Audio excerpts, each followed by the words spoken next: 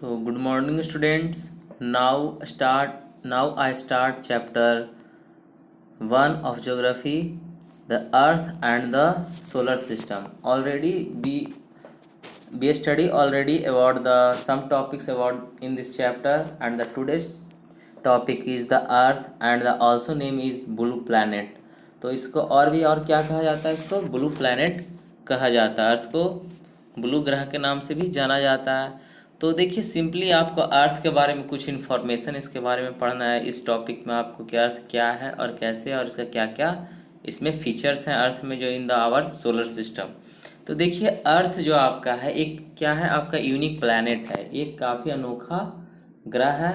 और जिससे क्या होता है कि ये यूनिक प्लैनेट है and the it is only planet that has right proportion of water and oxygen. जिसका यह एकमात्र ग्रह है जो क्या है, एक सही प्रोपोर्शन, सही मतलब रेशियो में क्या है आपका वाटर और ऑक्सीजन के यहाँ अवेलेबिलिटी है, मतलब कि उपलब्धता है, जो which is important to sustain life, जो जीवन बनाए रखने के लिए बहुत ही इम्पॉर्टेंट है, मतलब कि बहुत आवश्यक है। तो अर्थ अब यूनिक प्लैनेट क्यों है, क्योंकि it have the planet has a right proportion of oxygen and water and the air also, it have atmosphere also. और देखिए जो एटमोसफेयर है किसी और प्लेनेट पे अवेलेबल नहीं है, सिर्फ बट यहाँ अर्थ पे है, जो क्या करता है। और इसका एक और इम्पॉर्टेंट फीचर है, यहाँ पे क्या है, सस्टेन लाइफ, यहाँ जीवन पाया जाता है या बनाए रखने में इससे हेल्प मिलती है। जीवन जीने के लिए क्या क्या जो बेसिक चीज़ें आपकी होती है, land, water, sky, atmosphere, sunlight, ये सारी जो आपके बेसिक नीड्स होती है, जिससे कोई भी ह्यूमन बींग्स या एनिमल या प्लांट सर्वाइव कर पाता है अपने प्लेस पे। तो देखिए इसमें आपका कुछ यूनिक प्लैनेट में जो क्या क्या आपका पढ़ना है। तो ये हो गया इंट्रोडक्शन सिंपली अर्थ का जो आपका है। तो विद द जैसे कि करेक्ट एटमॉस्फेयर, देखिए और इसके जो अर्थ होता है और भी इम्पोर्टेंट फीचर इसके क्या है, जो इसके इम्पोर्टेंट फीचर हैं, विद द करेक्ट एटमॉस्फेयर, एक सही इसके पास एटमॉस्फेयर है, एक एक्यूरेट टेम्परेचर है, जिसमें क्या ह्यूमन बींग्स और प्लांट्स सर्वाइव करते हैं, जीते हैं अपनी लाइफ को। And presence of oxygen and water, यहाँ पे किसकी मौजूदगी है, ऑक्सीजन एंड वाटर पाया जाता है अर्थ सरफेस पे। और आगे देखते हैं इस पे क्या है, द इट इज़ डिस्टेंस जो है क्या है, एक्यूरेट डिस्टेंस फ्रॉम द सन, जिससे क्या होता है आपका ना ही ये ज़्यादा गर्म होता है और ना ही ज़्यादा ये ठंड होता है। इसका जो डिस्टेंस भी है काफ़ी मतलब कि एक्यूरेट है, मतलब कि जितना होना चाहिए उतना है फ्रॉम द सन से, ना जिससे क्या होता है हमारा जो टेम्परेचर होता है ना ही ज़्यादा क्या होता है, ना ज़्यादा गर्म होता है, ना ही जो ज़्यादा ठंड होता है, ताकि हम अपनी लाइफ को यहाँ मतलब कि जीवित रह सकें, यहाँ अपनी लाइफ को सस्टेन कर सकें। तो आगे देखते हैं इसमें क्या है आपका। तो इसमें और देखेंगे हम क्या, जैसे कि इसमें आपका आता है जो बात है कुछ, अब एक बात आता है यहाँ पे कि कुछ क्या कि ये इसको ब्लू प्लैनेट क्यों कहा जाता है, क्योंकि because it's earth surface have the 70% of area covered with the water. जो वाटर से क्या होता है, वाटर का कलर ब्लू दिखाई देता है, क्योंकि रिफ्रैक्शन ऑफ लाइट के कारण क्या होता है यहाँ पे स्काई क्या होता है, ब्लू दिखाई देता है। तो स्काई बोल रहे हैं, वाटर जो समुद्र होता है ब्लू दिखाया जाता है, जिसके कारण से बाहर से भी जो इसको ब्लू ब्लू मार्बल की तरह जो आपका स्पेस से ये दिखाई देता है, look like a blue marble की तरह इसको बाहर से दिखता है स्पेस से। तो आगे देखते हैं इसमें जो आपको कुछ और भी इम्पोर्टेंट फीचर है जो इसका, देखिए ये जो अर्थ आपका है, the earth spins very fast as compared with the other planet की अपेक्षा जो होता है ये जो रोटेशन होता है इसको अपने एक्सिस पे, जो क्या होता है बहुत ही फास्ट होता है। इट्स टेक ओनली 24 आवर्स, और कुछ सम मिनट होता है कुछ, इस एग्जैक्ट आपको आगे की क्लास में पढ़ना होगा।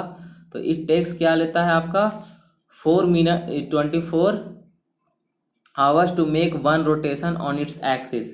अपनी एक्सिस पे क्या करता है, एक रोटेशन पूरा करने के लिए 24 आवर लेता है, जबकि एक रेवोल्यूशन के लिए, रोटेशन हो गया, ये रेवोल्यूशन जो होता है, the earth take 365 days and 6 hour to make one trip around the sun. Sun के चारों तरफ घूमने के लिए, सन जैसे एक बहुत ही लार्ज बॉडी है आपका स्पेस का, जो आपको बता चुके 99.99 पर जो एरिया है आपका सोलर सिस्टम का कौन कवर करता है, सन कवर करता है। बाकी 1.01% में बाकी ऑल प्लैनेट का एरिया आता है।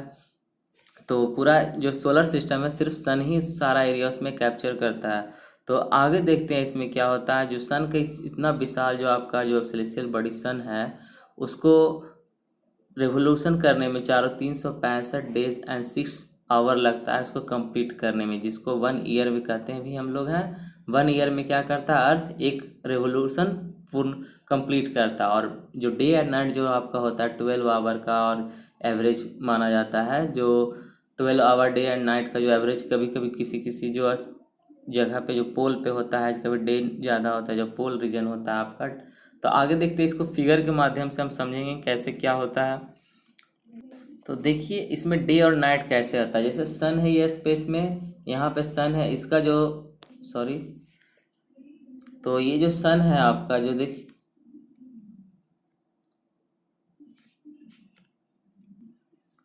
तो देखिए ये जो सन है आपका, इसको जो डायरेक्टली लाइट जब पड़ता है आपका सनलाइट का, तो क्या होता है इसमें जो जिधर डायरेक्टली लाइट पड़ता है उसको डे कहते हैं। और जो इसके जो बैकवर्ड साइड जो क्या होता है, जैसे एक बॉल है तो बॉल के जो फ्रंट साइड में टॉर्च जलाते हैं, तो उसी तरह से फ्रंट साइड की जो जब लाइट जिधर पड़ता है तो उधर डे हो जाता है और जो बैक साइड नाइट रहता है।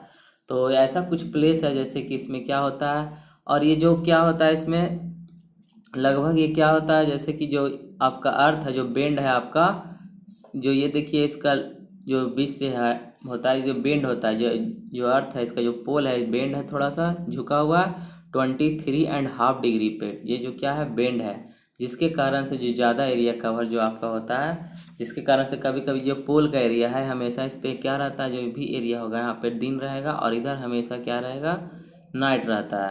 तो इसके कारण से क्या होता है आपका डे और नाइट होता है। और ये अपनी एक्सिस, ये पोल पे ही जो एक्सिस होता है यहाँ पे, जो ये एक्सिस होता है ये अपने एक्सिस पे क्या करता है, ये मूव करते रहता है। ये इधर से ऐसे जाएगा और ये इधर से घूम के ऐसे आएगा। तो ये आगे करिए यहाँ पे जब जाएगा मतलब यहाँ पे आएगा तो ये फिर डे जो नाइट है वो डे हो जाएगा, डे है जो फिर नाइट हो जाएगा। यही रोटेशन का काम है। और जो रिवोल्यूशन होता है मतलब रेवोल्यूशन क्या करता है इसमें, रेवोल्यूशन का जो काम है वो क्या करता है, वो पूरा ये जो सन है ये पूरा चक्कर लगाएगा पूरे सन का। ये जो अर्थ है इसका चक्कर लगाएगा जो स्लोली स्लोली जाएगा और वो पूरा टाइम कवर कितना करेगा 365 डे 6 आवर। ठीक है, तो ये था आपका रोटेशन एंड रेवोल्यूशन। जिसके क्या होता है आगे आपका देखते हैं इसमें क्या होता है। और देखिए जो आपका जो 365 डेज और 6 आवर होता है, वही जो 6 आवर होता है वो 4 सालों में क्या होता है, एक लीप ईयर में क्या होता है आपका 1 डे बढ़ जाता है। जैसे कि आप देखते होंगे 6 ईयर, अब 4 साल से इसे गुना करेंगे तो 24 आवर हो जाएगा। तो ये क्या हो गया इक्वल टू 1 डे हो गया। तो आपका पर इच आपका जो प्रत्येक आपका एवरी 4 ईयर पे क्या होता है लीप ईयर आता है। इसी 6 घंटा के कारण जो आपका होता है लीप ईयर आता है प्रत्येक 4 ईयर पे। तो ये हुआ आपका जो आपका इंट्रोडक्शन ऑफ जो आपका था अर्थ के बारे में। आपने काफ़ी कुछ सीखा, यूनिक प्लैनेट है। I hope understand the day and night and rotation and revolution and the atmosphere oxygen, ये सारे जो फीचर हैं आपके अर्थ के हैं। अब चलिए आगे आते हैं सेकंड टॉपिक पे जो आप नेक्स्ट पढ़ना है आपको मून है। तो चलिए अब हम देखते हैं मून के बारे में। मून क्या है, moon is defined as, moon को डिफाइन किया गया है किस तौर पे डिफाइन किया गया एज आपका an object that orbit of A planet, एक किसी भी प्लैनेट का एक ऑब्जेक्ट के तौर पे इसको डिफाइन किया गया है।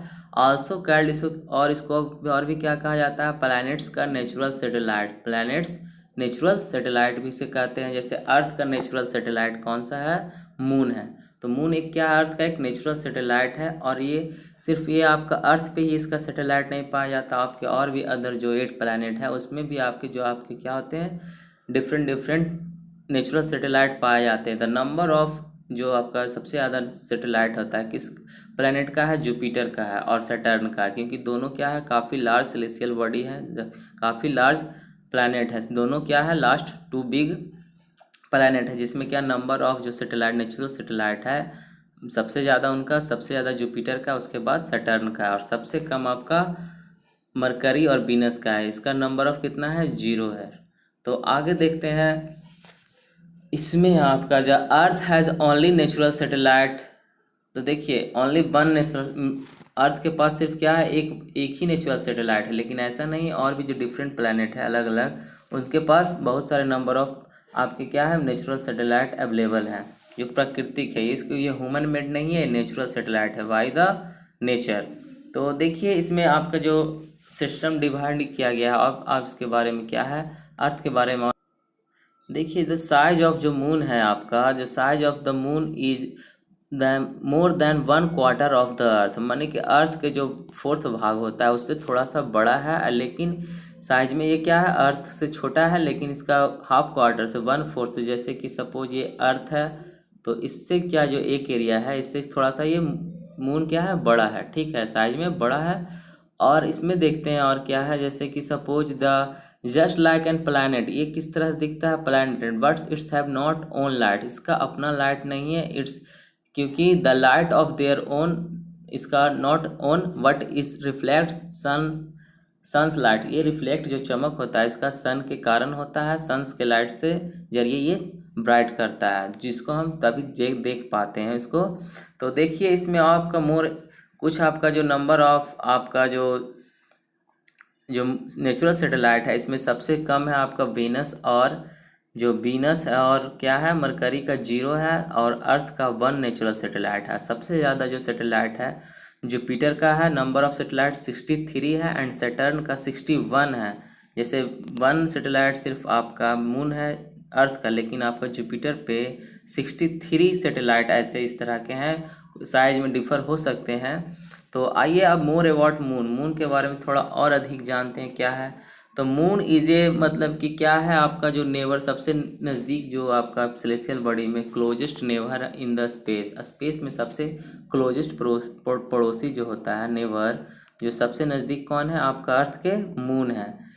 इट्स टेक, देखिए ये जो अपना रोटेशन होता है जस्ट लाइक, ये भी रोटेशन किसकी तरह करता है, आपका ये भी रोटेशन करता है, मतलब कि 29.5 डेज में ये क्या कर लेता है, अपना 1 रोटेशन जो क्या करता है, कंप्लीट कर लेता है, रेवोल्यूशन इसे कहते हैं, अराउंड द अर्थ, अर्थ के चारों तरफ ये क्या कर लेता है, अपना एक चक्कर लगा लेता है, और रिटर्न इट्स स्टार्टिंग पोजीशन, और अपने जो शुरुआती पोजीशन पे वापस चला आता है। कितना टाइम लेता है, 29.5 डेज, जैसे कि 88 डेज आपने पढ़ा था, कौन लेता है, आपका सन का रेवोल्यूशन करने में, मरकरी। उसी तरह से अर्थ का जो रेवोल्यूशन करता है, मून चारों तरफ देखते हैं जब स्काई में आप, तो क्या होता है, मूव करते रहता है, आपका मून भी मूव करता है और आपका सन भी मूव करता है। तो रात में जब आप स्काई में गौर से देखिएगा तो आपको लगेगा कि सन मून जो है क्या कर रहा है, मूव कर रहा है स्लोली स्लोली। तो आगे देखेंगे इसमें जो आपका जो क्या बात है, the surface of moon has many craters. देखिए क्रेटर्स मतलब क्या होता है, गड्ढा होता है, इस शेप का क्या बहुत गड्ढा होता है, इस शेप का बना हुआ था, बहुत सारे मेनी क्रेटर्स हैं।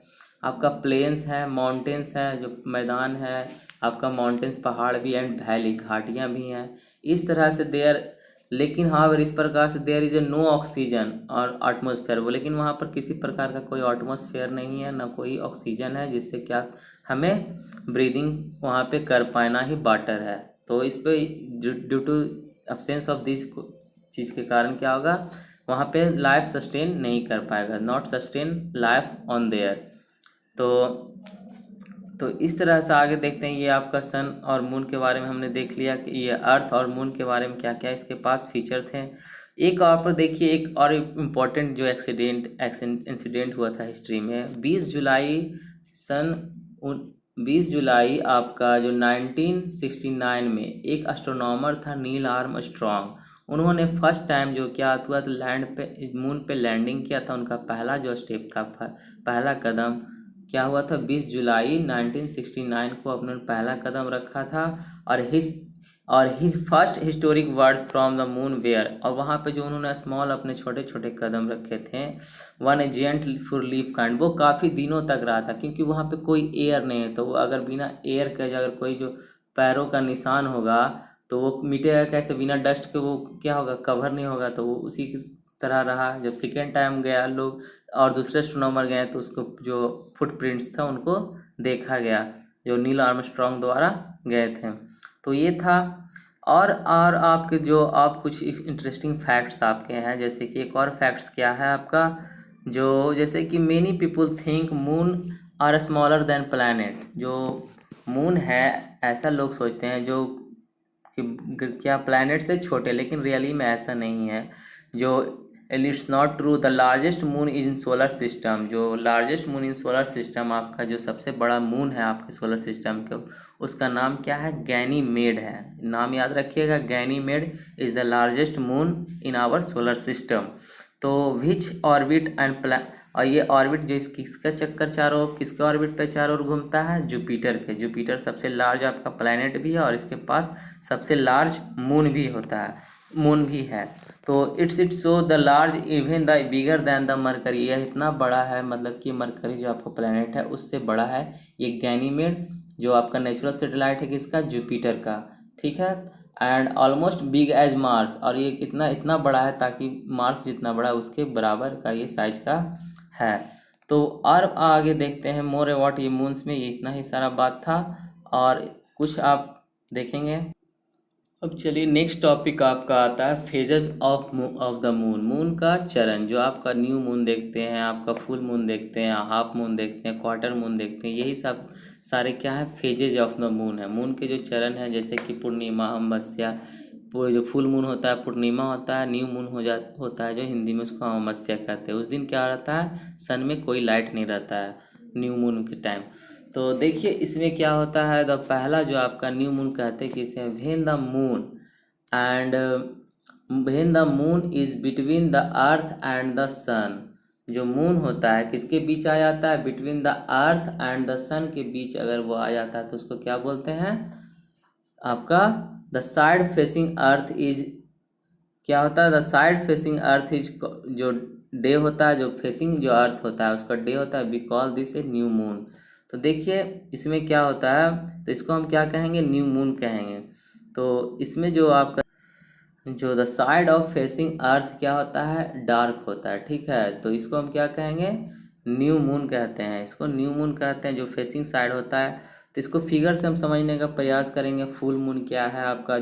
फुल मून में क्या होता है? व्हेन द अर्थ, इसमें मून आ गया बीच में और इसमें अर्थ आ जाएगा बीच में सन और मून के, तो इसको फुल मून कहेंगे, ठीक है। न्यू मून में कौन आ जाता है बीच में? मून ही आ जाता है अर्थ और सन के बीच। तो इसमें तो क्वार्टर देखिए, क्वार्टर और जो थर्ड एंगल जो आपका पास और थर्ड क्वार्टर जो होता है, हाफ मून होता है, ये सारे जो feature. When the moon is at 90 degree angle, माने टॉप पे रहता है, जैसे कि टॉप पे रहता है तो उसको क्या बोलते हैं आपको? क्वार्टर और द थर्ड क्वार्टर मून होता है। ये काफ़ी फेजेज में होता है, कभी मून क्या होता है? बड़ा हो जाता है, कभी पतला सा होता है।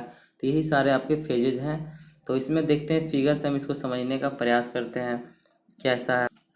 तो देखिए इसमें फिगर में हम देखते हैं जो पहला फुल मून होता है, जो फुल न्यू मून होता है, ये क्या है? न्यू मून है। यहाँ पे देखेंगे क्या है? ये न्यू मून है। तो न्यू मून में देखिए ये सनलाइट इधर से आ रहा है, सनलाइट आ रहा है, बीच में मून है और इधर जो सन का जो लाइट है आपका सीधा किस पे पड़ रहा है? अर्थ पे। तो इधर डे है, डे में तो मून दिखेगा नहीं। और नाइट जो है, नाइट से इधर क्या हो रहा है? इधर आप देख नहीं सकते हैं, माने नाइट से इधर दिखता नहीं है। डे में तो इधर आपको क्या दिख रहा है? मतलब कि इधर आपका जो, इधर जो आपका जो सपोज देखिए इधर भी आपका जो लाइट हो रहा है, जो सन मून का लाइट इस साइड में पड़ रहा है। मून का जो लाइट हो रहा है यहाँ पे देखिए ये साइड में पड़ रहा है, इधर से सन रे आ रहा है, तो सनलाइट आ रहा है। तो इधर से जो नाइट के लोग हैं इसको फिर मून को देख नहीं पाते, तो इसमें लाइट नहीं होता है, तो इसको न्यू मून कहते हैं। इसी प्रोसेस से धीरे धीरे जैसे यह वर्ड में आएगा थोड़ा आधा, इसको क्या बोलेंगे? वैक्सिंग, वैक्सिंग बोलते हैं, ठीक है। वैक्सिंग क्रेसेंट इसको बोलते हैं। जो ये आधा जैसे ही आएगा तो इस एरिया में जब थोड़ा सा जो पार्ट इसका मून पे लाइट आएगा तो हम इसको देखेंगे नाइट में ऊपर साइड में, तो ये थोड़ा सा क्वार्टर रहेगा, ठीक है। और इसको जैसे कि मतलब वैक्सिंग इसको कहते हैं, वैक्सिंग क्रेसेंट कहते हैं यहाँ पे। और यहाँ पे जैसे ये हाफ इन साइज में होगा तो फर्स्ट क्वार्टर इसको बोलते हैं, टॉप पे आएगा 90 डिग्री, यही हुआ, ठीक है। तो ये आपका क्या हुआ? 90 डिग्री एंगल पे सीधा ऊपर गया मून, तो इसको हाफ मून हो जाता है, फर्स्ट क्वार्टर जिसे बोलते हैं। और इसके बाद इसी तरह से क्या होता है ये, मतलब कि बैक्सिंग इसको बोलते हैं, ठीक है। बैक्सिंग और एक होता है बैनिंग। बैनिंग जो नीचे का होता है उसको बैनिंग बोलते हैं, ऊपर बैक्सिंग बोलते हैं, ठीक है। तो बैनिंग और बैक्सिंग में देखते हैं क्या फ़र्क है। तो बैनिंग देखिए, banning gradual increase in appearance. तो जैसे जैसे धीरे धीरे जो अपेरेंस में क्या होता है? इंक्रीज करने लगता है, इसका जो साइज होता है इंक्रीज करने लगता है। साइज देखिए कम है यहाँ पे, फिर ज़्यादा, फिर उससे ज़्यादा हो रहा है, तो इसको बैक्सिंग बोलते हैं। और ग्रेजुअल डिक्रीज इन साइज तो उसको क्या बोलते हैं? बैनिंग बोलते हैं। फुल मून है और ये धीरे धीरे डिक्रीज कर रहा है तो उसको बैनिंग बोलेंगे। ठीक है, ये यहाँ पे बैनिंग है, आपके बुक में भी दिया गया है, उसको भी रीड करेंगे। तो इधर देखिए जैसे कि ये क्या होगा, न्यू मून कैसे होगा, सन है और इधर अर्थ है, अब बीच में मून आ गया तो जो नाइट में है इधर मून आपको दिख नहीं रहा है तो इसको क्या कहेंगे, न्यू मून कहेंगे।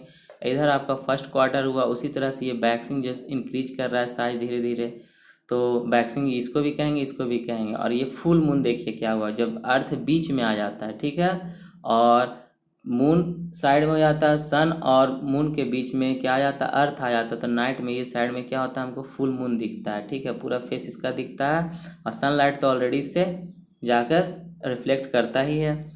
तो इसी तरह से फिर ये जब नीचे आता है तो बैनिंग होने लगता है, इसका जो साइज होता है मून का डिक्रीज होने लगता है। फिर इसी तरह से ये क्या है, साइकिल चलते रहता है हर, तो इसको एक साइकिल जो ये पूरा रोटेशन कंप्लीट करने में कितना लगता है, 29.5 डेज लगता है। तो ये था आपका फेजेज ऑफ मून्स। तो इसमें आपको सब आई होप सारा बात समझ में आ गया था, क्या है आपका न्यू मून है, क्या आपका हाफ क्वार्टर जो 90 डिग्री पे रहता है, और आपका जो क्या फुल मून है, और आपका बैनिंग क्या है और वैक्सिंग क्या है, increase gradual increasing in size आपको क्या बोलेंगे, वैक्सिंग बोलेंगे, और ग्रेजुअल डिक्रीजिंग इन साइज आपका बैनिंग होगा। ठीक है, उसको बैनिंग बोलते हैं। तो यहाँ पर आप देखेंगे तो नेक्स्ट वीडियो में और भी कुछ इंटरेस्टिंग बात टॉपिक्स आएंगे तो उसको हम रीडिंग करेंगे। तब तक के लिए आप नोट्स को रिवाइज करेंगे और homework time to time complete करेंगे। That's all, thank you.